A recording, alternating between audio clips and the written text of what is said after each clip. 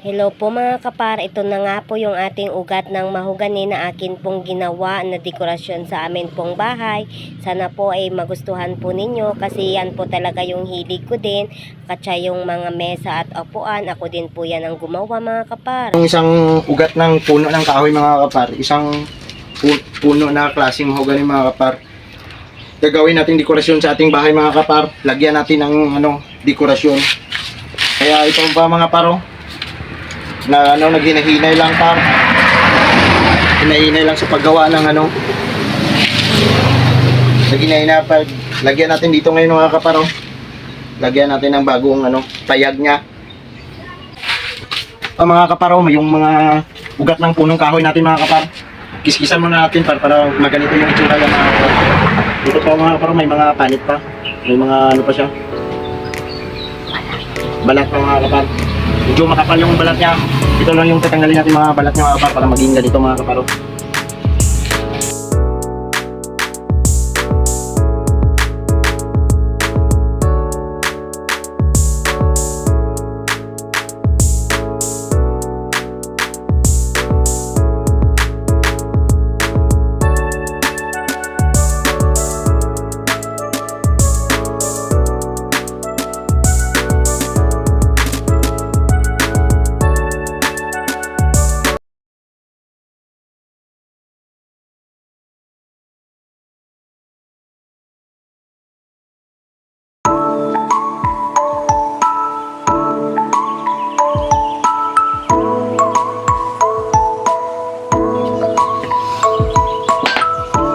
Mga kaparo, ito yung niya parang misa niya.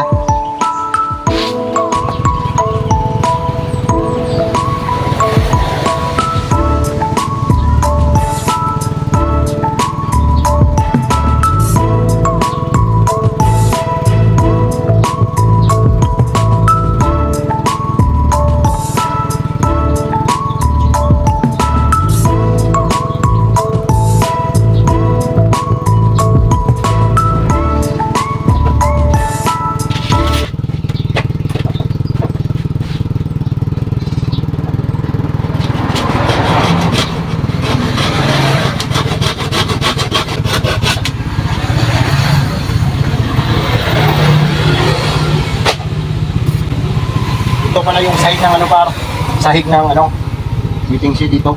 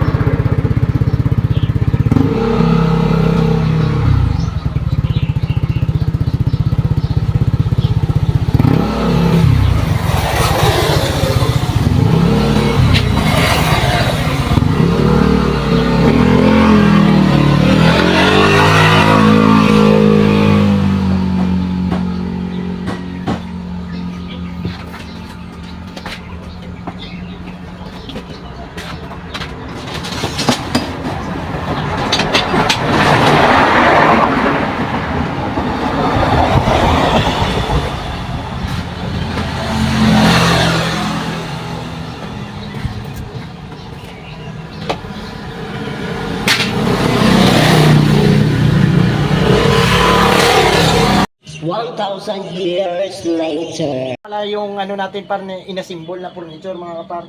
Ang ginawa natin mga par, nilagyan natin ng hagdanan at saka may upuan dito mga kapar, pang dekorasyon lang sa ating bahay mga kapar. Ito mga kapar, yung natapos na furniture. Yan, may hagdanan siya mga kapar. Dito lahat mga kapar. Tapos na po. ito par, mabang hindi pa, no, lagyan lang natin ng bulaklak mga kapar. Lagyan natin yung decoration ng bulaklak dito. Sige mga kapar, salamat sa panonood mga kapar.